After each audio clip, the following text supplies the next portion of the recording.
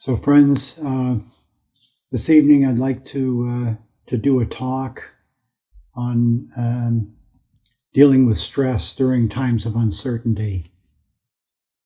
We probably, for most of us, have some of the most uncertain times, perhaps in our whole lives, in terms of the world around us. And it can feel very much like we're drowning. The stories, the world, everything is so big. The challenges, both real and imaginary, are huge. And so really there's this sea of external stressors that are visiting us on a regular basis. Each day seems to bring something new. Thank God for our meditation practice. It's such a wonderful gift that we have. Just this capacity that we have to be present, to learn how to be open to ourselves, our minds, our thoughts, our feelings, the world around us. And what a gift it is for you and I to be able to have that. It's such a wonderful tool, and so many people in the world don't have that. So as these external stressors come at us, we feel less in control of things. We have this false sense of control that we are in charge of things in our lives. And things like this let us know, no, you're not really in charge. The world, the universe is in charge, and you're playing a part in it. So it's helpful for us to see that we're not in the control that we thought we were in. We're not really in charge of this thing. So as we begin to look at these stresses in our lives, there's some hallmarks of it that we can begin to investigate from our practice of introspection. The first is we feel less spacious.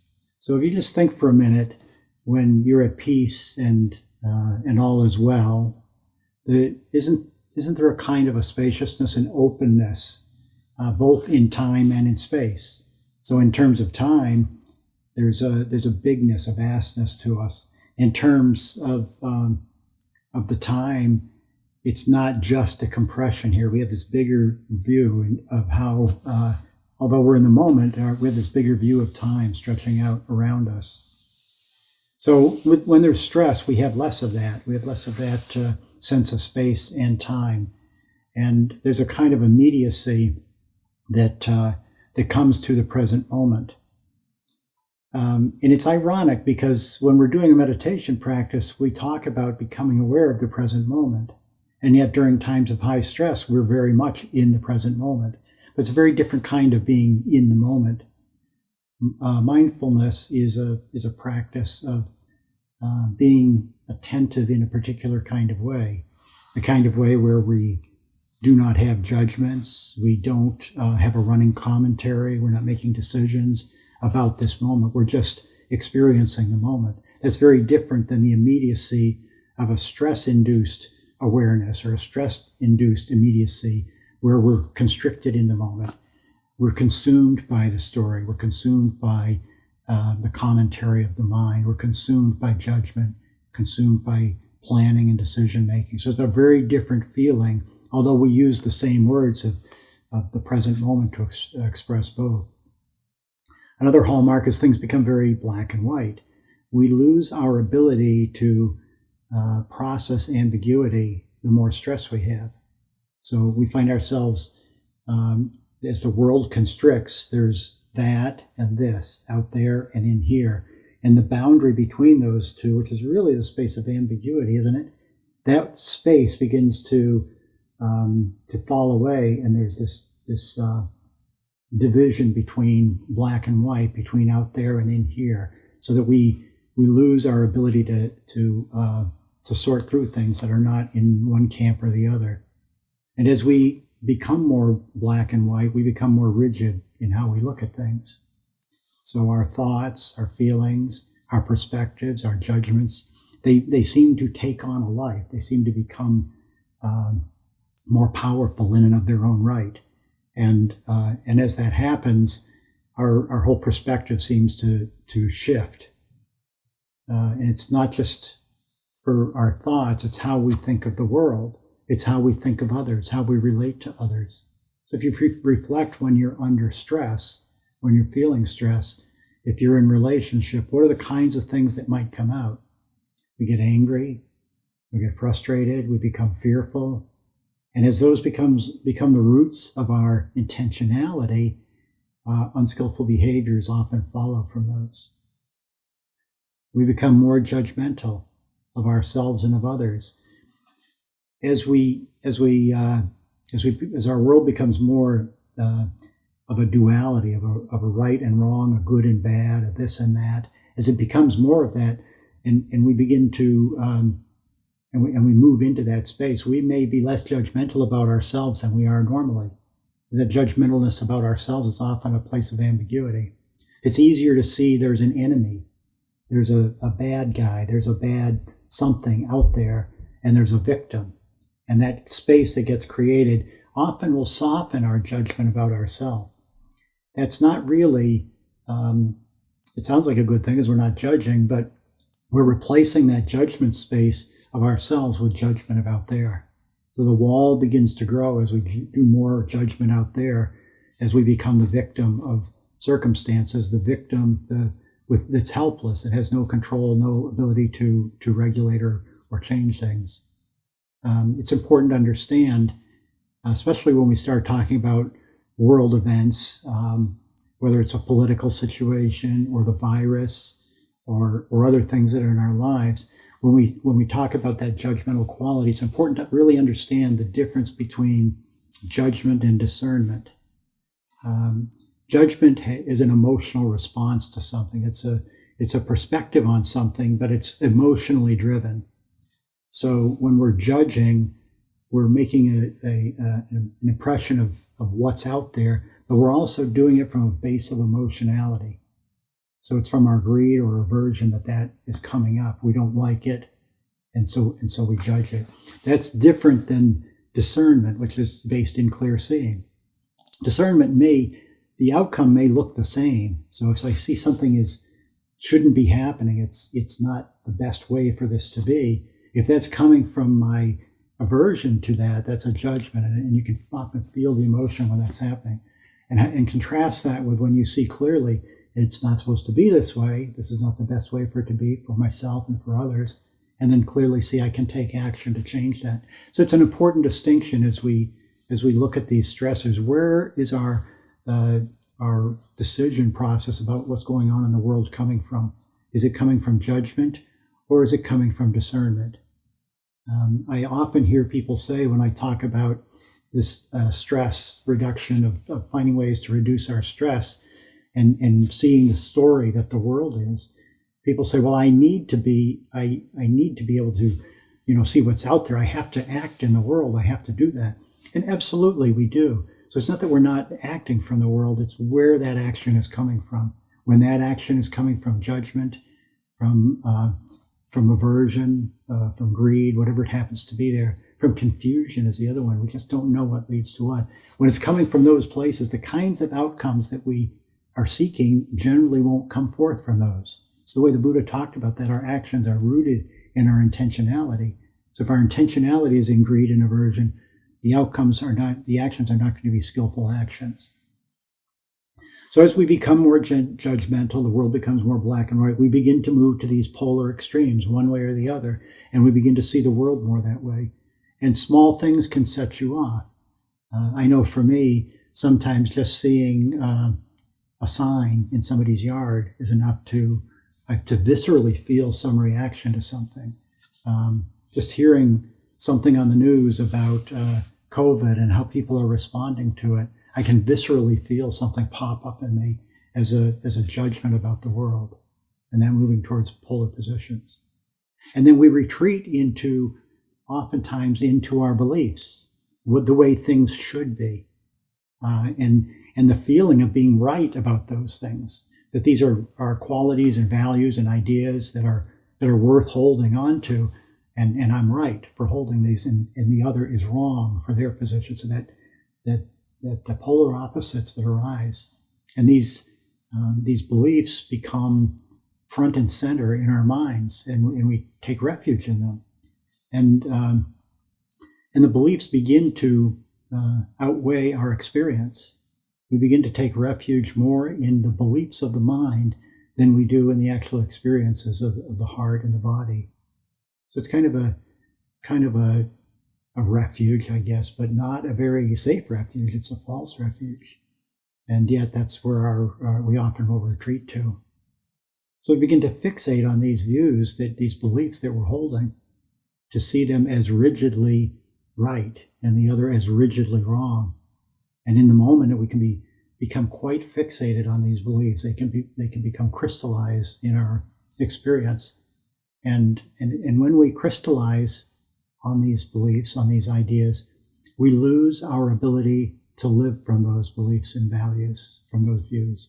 We give that up to fixate on them so that they have a certain fixed position. So the very idea of these beliefs and values and ideas that we hold about the world around us can then become our prison guards, our imprisoners, and we lose our ability to see clearly.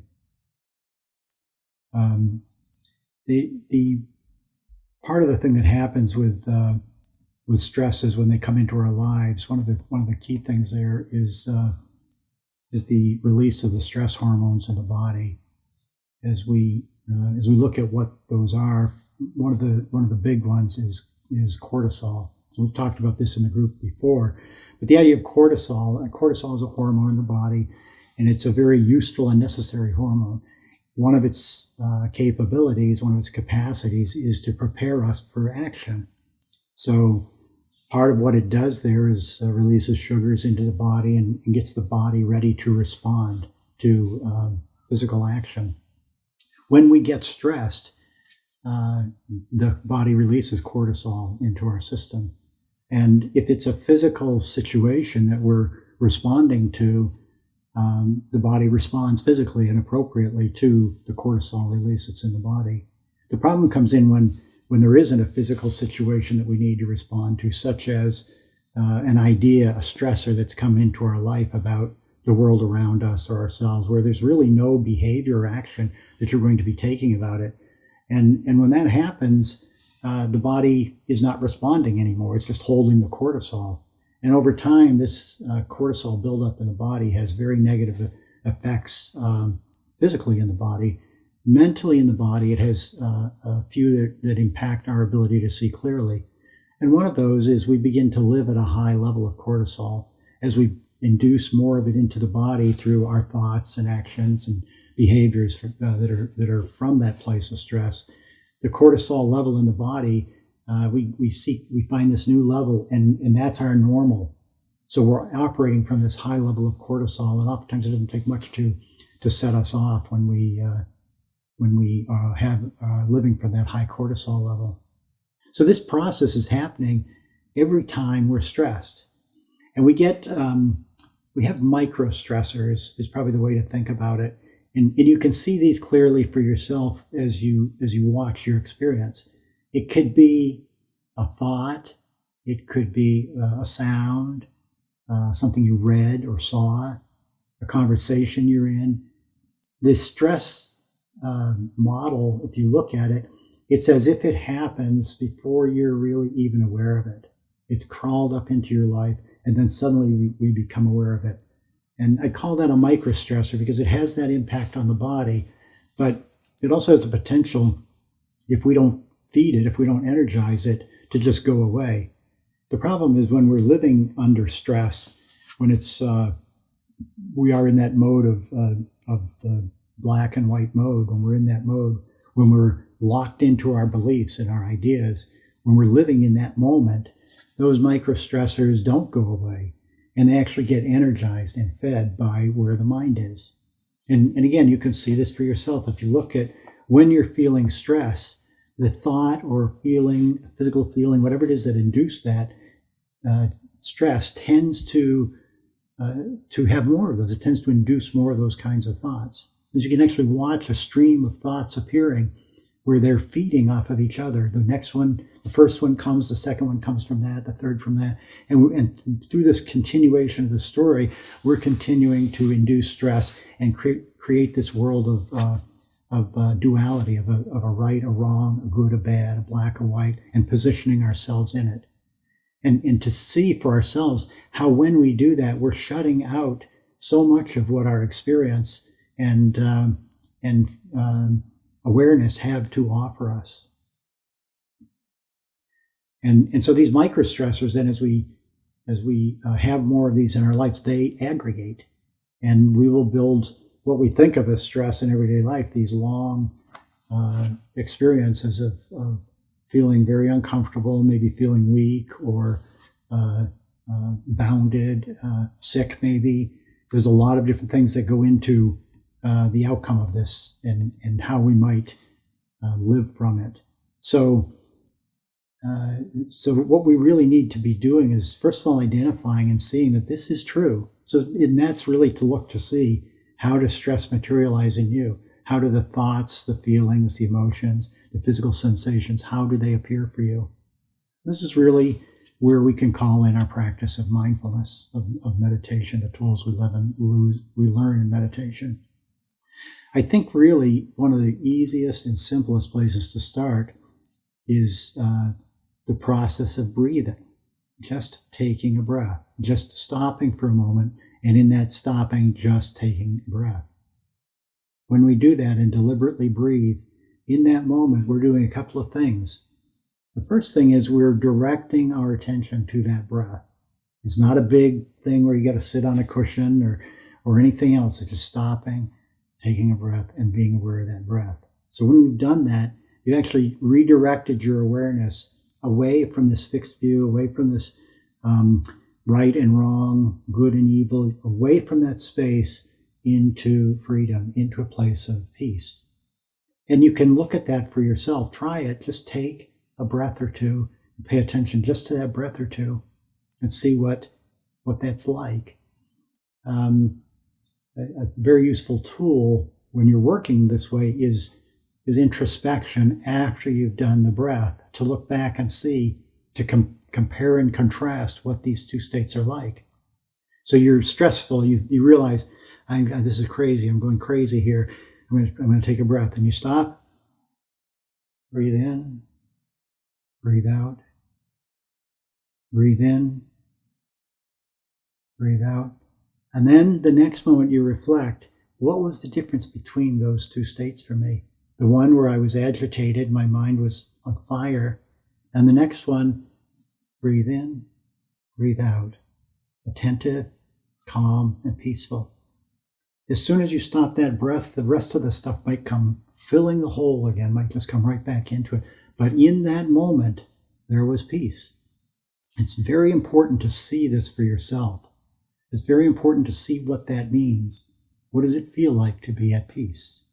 And that's the second valuable practice, or valuable aspect of this practice of just taking a breath, is to see, what does it really mean to be present, in the kind of present that we're talking about, not the immediacy of a stressful presence, but in the kind of presence of the kind of awareness where in that moment, for that one breath, for that half breath, for that in-breath only, I'm not judging.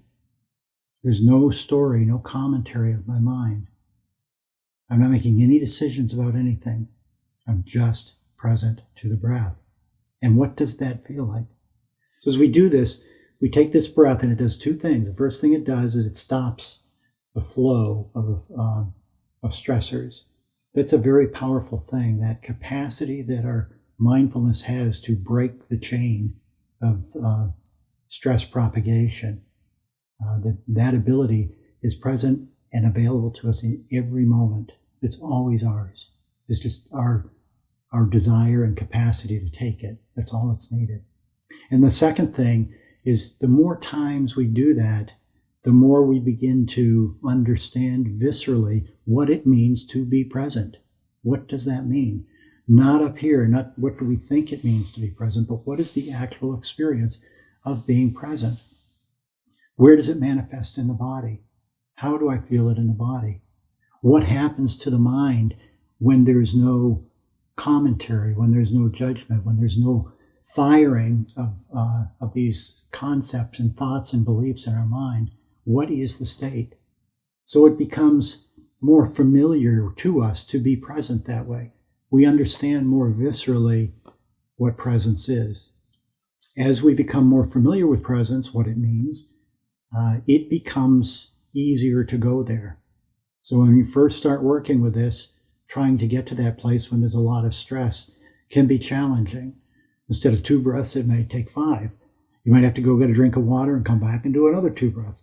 So because we don't know what it is, we're trying to find our footing, if you will, mentally in this space that we call our mind.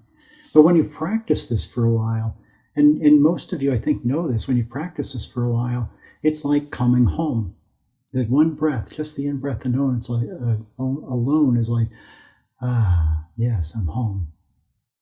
So this is a very powerful tool for us to be able to use just a breath like this. It's not that the breath is going to make everything okay. That's not what we're saying. It's not what happens. All that needs to be okay in that moment is here. This is okay. And when this is okay, it gives us the capacity to meet the world in other ways. So training ourselves this way, even if it's only a breath at a time, is a very useful tool. The second thing we can do is the practice of meditation in whatever form you happen to be able to do it at the time. A very useful tool is to move into the body, awareness of the body. In the Buddha's foundations of mindfulness, this was not only was it the first foundation of mindfulness, but in the sutta, the Satipatthana Sutta, which is the foundation of mindfulness teachings of the Buddha, he spent about half of that sutta just talking about being mindful of the body. Why is this? Why would we spend so much time there when this mental capacity and everything that's up there is so big? Well, there's a couple of reasons. The first is because it's much more accessible. And if you think about this, the body does not fight back when we try to be aware of it. It may hurt, it may be in pain, but it doesn't fight our paying attention to it. It doesn't do that. It has no resistance to our paying attention to it. So it's a doorway into being mindful. You compare that to the mind, especially when the mind's on fire, with aversion, with anger, with fear. And we've all been through this where I try to be mindful and I'm angry. My gosh, what a battle. The mind is so full, there's no room for mindfulness. It's as if mindfulness is slapped around by the anger. So it's a much harder place to join our capacity to be present to our experience. So with the body, that's the first thing, is it's not going to resist you paying attention to it. So we can then, through the body, we can begin to play around with what does it mean to be present to the body, just as we did with that one breath. What does this mean now to be present to the body? Well, like we did with the breath, it's directing our awareness to something in the body. It might be some sensation that's calling you. You might look for, where do I hold my stress in the body? As soon as you've asked the question, drop the question and look. Don't get caught up in the question. Well, I think I hold it in here. You don't need words. Just look. What's going on in this body? What do I experience in this body? And the body will let you know. You have this light that you can shine through the body, and different parts of the body will tell you, pay attention here, pay attention here. It won't push you away. It won't try to deflect your awareness. It won't try to deflect what you're looking at. It'll allow you to look freely. So we can investigate the landscape of this physical body and find these places that we are constricting and tightening, and how we're building into our physical experience that which has come through the mind, through the stressors of the mind. It's a very useful tool that way. The good thing is, as we do this with the body, the mind will begin to quiet down, just as it did when we took the one breath. When you're paying attention to the body, the mind begins to calm down. It might take a while, but it will do it. Some of the things that are very helpful that we've talked about before, one of them is curiosity. Can you be curious about the sensations in the body? Really curious about them. It's hard to manufacture curiosity, but if you're looking and wondering, curiosity seems to arise. And you can do things like, just even something as simple as, can I feel one of my internal organs? Can I be aware of my heart beating? Can I feel my heart beating? Can I be aware of my belly, the sensation in my belly? Maybe my hands. What do my hands feel like? Ask the question, then drop the words and go into the experience. When you do this, you can come out, and again, introspection is a very valuable tool here. Look to see what's the difference of dropping into the experience of your hands, just as we talked about, where you ask the question, what's this experience of my hands? Drop the question and go into the experience. And contrast that when you are caught up to the extent that you lock onto your beliefs and crystallize around them. What's the difference between the experience of hand, letting it all go, letting the stories go, and the belief that I am right in my views, the rigidity of me being right, and the fountain of thoughts and feelings that are generated by that experience? There's no room for mindfulness. There's no room for paying attention. We're barraged by the words, by the stories that gush forth in that case. So again, it's very useful through introspection to see what's the difference between my experience and locking into a belief. We are developing our meditation practice when we do this. We're developing our capacity to be present. During the check-in, somebody mentioned that metta, loving kindness, is a practice around awareness. That's true. These are all practices around awareness when we allow ourselves to pay attention to them. So that's really the essence of what we're doing as we look at the body here. We're paying attention, seeing what it's sharing, what it has to say, and at the very same time, we're training ourselves to become familiar with that, so that at future moments, we don't have to go through as much work to be present to the body, because we just will be present to the body as we begin to know what it means to be present to the body. So it's a wonderful practice to have. We can continue this depending upon how caught up you are and how stressed you are, continuing with the body for as long as you need to, with the breath, with the different sensations in the body, with body scans, with things like that. So you soften and quiet everything down. If you get to the point where you are quiet and the body is at peace and the mind begins to quiet like that, you can then move into awareness of the mind, of the thoughts. We have to treat that gently. That's moving into the other foundations of mindfulness that the Buddha talked about. We have to be careful with those. Unless we're still and quiet, they can develop their life again and come back as a story. So it's important that if we do move into those, we don't feed the story, but rather look at what's going on. So we can see, as we're paying attention just to the experience of whatever we're aware of, that thoughts will arise. If we don't energize them, they'll just go away. They just come and they'll go away. Emotional responses are the same way. They'll arise and they'll go away. Feeling tone, pleasant or unpleasant, arises and goes away. It's really informative to see that the only time it's any more than that is when we engage it and get caught up in it and build it a life of its own that way through our stories. So there's nothing inherent in them to have a story. It's what we do with them.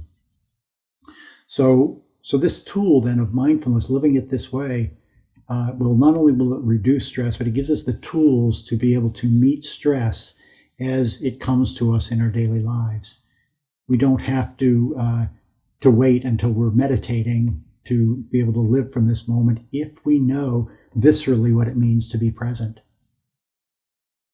And then the other tool we have is loving kindness or metta practice.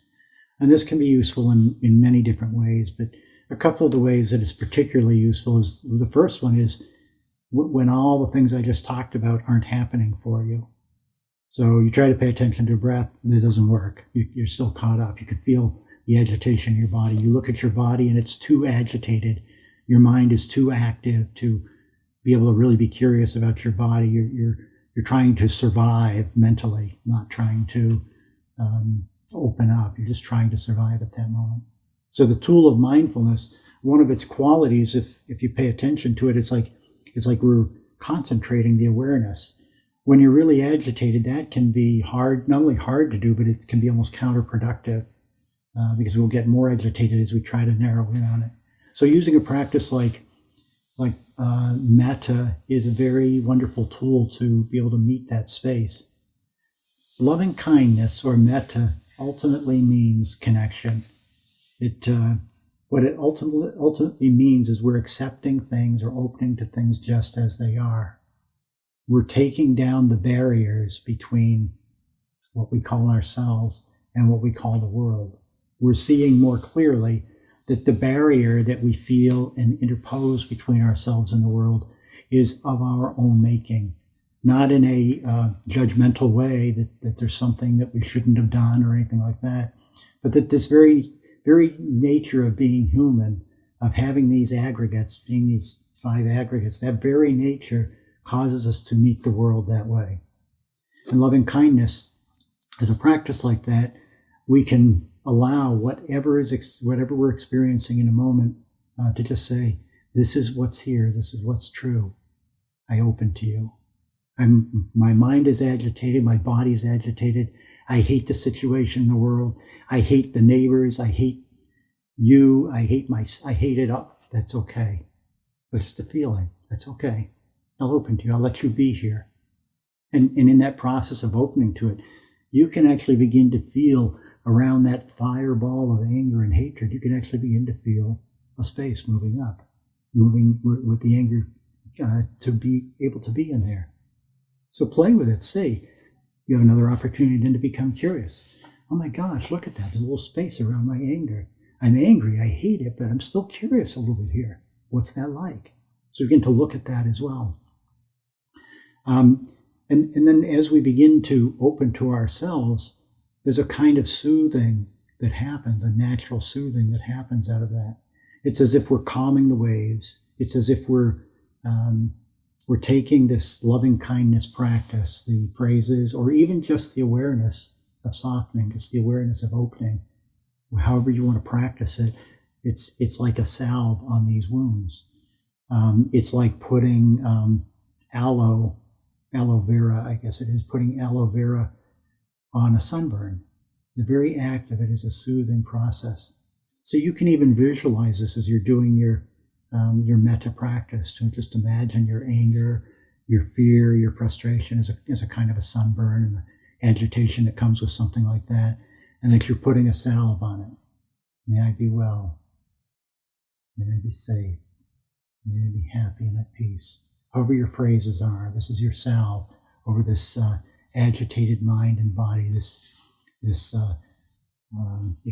burned mind and body, and in that moment to soften those things that way. And then, if we're able to, we can move outward from ourselves as we begin to become peaceful and quiet. We can begin to move outward, and we do this gently. We move out. There are standard ways to do the metta phrases, and those are great when all's well. When you're just sitting down to do metta, and do them in the order that they're recommended or often taught in. But when you're doing this as a way of sort of straightening things out for yourself, do it in a way that works for you. So if you can, do it for yourself first. Get this house, get this mind, this body at peace. Get it clean, get it sorted out, and soften the feelings. Then you can begin to reach out. Usually to loved ones, family, friends, your pet. So you're just reaching out and bringing that world a little bit closer. As you're wishing well for these others, can you begin to see the lines between you and the other soften? The boundary between you and the other soften? If you do this, you can now begin to move out further into the places that are uncomfortable and feel inherently dangerous to us. The world, the coronavirus, the political situation, whatever it happens to be for you, you can begin to move out there. And as you're doing these phrases, even if you're not feeling them, you can, like we did with the sunburn for ourselves, you can begin to think of of the metta that you're doing as a cleansing agent. So just as you were soothing the sunburn for yourself, this metta phrase is now a cleansing agent, a soft rubbing, gentle rubbing of the world situation to take away this tarnish that your fixed views created with it, so that you can begin to see the shine, the luster, the reflection of what's out there a little bit more clearly and a little bit less through the fixed view that your mind locked in around. And just continue to let that feeling emanate from you. And as you do it, not that you're going to embrace ideas or illnesses of the world or unskillful things. It's not that we're trying to love those things. It's that we're trying to see that that's the situation. This is what we are handed in this moment. This is what the universe has offered in this moment right now. It's these things. And metta, again, is connecting. It's saying, this is what's true. And because it's true, I accept you. We got to remember, it sounds counter to taking action, and it's not. We're changing our relationship to the world. What we're doing by accepting things this way is we're creating the capacity to meet the world from a different set of terms, from skillful roots, from clear seeing, from generosity, from compassion, from an open heart, to meet these ills of the world from that condition. That's the essence of compassion, isn't it? To meet the suffering of the world with an open and loving heart. So what we're really doing is fostering compassion for the world around us this way. And by doing this practice of metta, to the extent that we're able to reach out into the world, we're actually creating love in ourselves. We're creating the capacity, not creating it, we're clearing off our capacity to love. It's our nature. We're opening our nature, which is love, to ourselves, to this mind, this body, to those around us, and to the extent that we're able to the world. So we can meet the ills of the world now through compassion instead of through aversion and anger. And friends, we need this, and our world needs this. When you do this for yourself, you are doing it for the world.